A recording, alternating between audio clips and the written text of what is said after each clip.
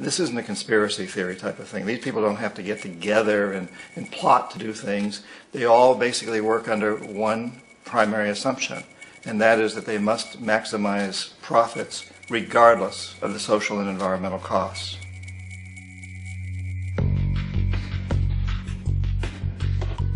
This process of manipulation by the corporatocracy through the use of debt, bribery, and political overthrow is called globalization. Just as the Federal Reserve keeps the American public in a position of indentured servitude through perpetual debt, inflation, and interest, the World Bank and IMF serve this role on a global scale. The basic scam is simple. Put a country in debt either by its own indiscretion or through corrupting the leader of that country. Then impose conditionalities or structural adjustment policies, often consisting of the following. Currency devaluation. When the value of a currency drops, so does everything valued in it. This makes indigenous resources available to predator countries at a fraction of their worth. Large funding cuts for social programs. These usually include education and healthcare, compromising the well-being and integrity of the society, leaving the public vulnerable to exploitation. Privatization of state-owned enterprises. This means that socially important systems can be purchased and regulated by foreign corporations for profit. For example, in 1999, the World Bank insisted that the Bolivian government sell the public water system of its third largest city to a subsidy of the U.S. corporation Bechtel. As soon as this occurred, water bills for the already impoverished local residents skyrocketed. It wasn't until after a full-blown revolt by the people that the Bechtel contract was nullified. Then there is trade liberalization, or the opening up of the economy through removing any restrictions on foreign trade. This allows for a number of abusive economic manifestations, such as transnational corporations bringing in their own mass-produced products, undercutting the indigenous production and ruining local economies. An example is Jamaica, which, after accepting loans and conditionalities from the World Bank, lost its largest cash crop markets due to competition with Western imports. Today, countless farmers are out of work, for they are unable to compete with the large corporations. Another variation is the creation of numerous, seemingly unnoticed, unregulated, inhumane sweatshop factories, which take advantage of the imposed economic hardship. Additionally, due to production deregulation, environmental destruction is perpetual, as a country's resources are often exploited by the indifferent corporations while outputting large amounts of deliberate pollution. The largest environmental lawsuit in the history of the world today is being brought on behalf of 30,000 Ecuadorian Amazonian people against Texaco, which is now owned by Chevron. So today it's against Chevron, but for activities conducted by Texaco. Estimated to be more than 18 times what the Exxon Valdez dumped into the coast of Alaska. In the case of Ecuador, it wasn't an accident. The oil companies did it intentionally. They knew they were doing it to save money out there rather than arranging for proper disposal.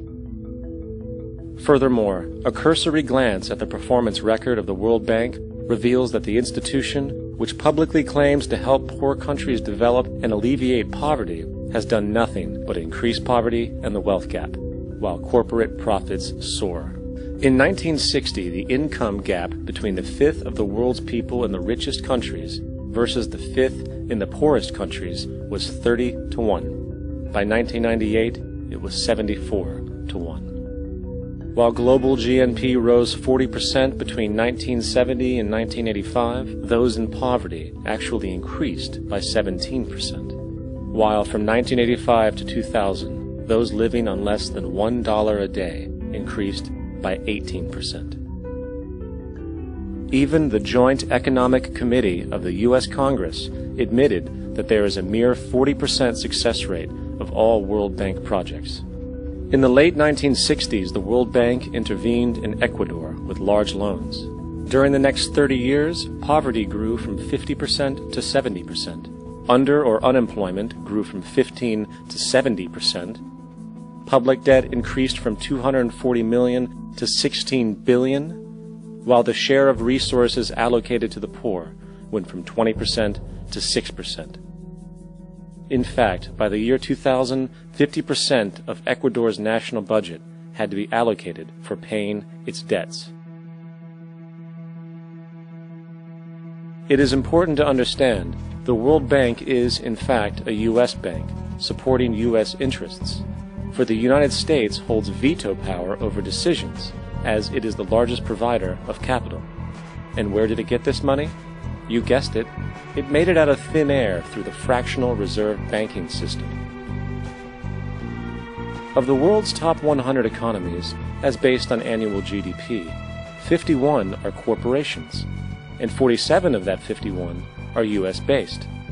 Walmart, General Motors, and Exxon are more economically powerful than Saudi Arabia, Poland, Norway, South Africa, Finland, Indonesia, and many others. And, as protective trade barriers are broken down, currencies tossed together and manipulated in floating markets, and state economies overturned in favor of open competition and global capitalism, the empire expands. You get up on your little 21-inch screen and howl about America and democracy. There is no America. There is no democracy. There is only IBM and ITT and AT&T and DuPont, Dow, Union Carbide, and Exxon. Those are the nations of the world today. What do you think the Russians talk about in their councils of state? Karl Marx? They get out their linear programming charts, statistical decision theories, Minimax solutions, and compute the price-cost probabilities of their transactions and investments, just like we do. We no longer live in a world of nations and ideologies, Mr. Beale. The world is a college of corporations, inexorably determined by the immutable bylaws of business. The world is a business, Mr. Beale.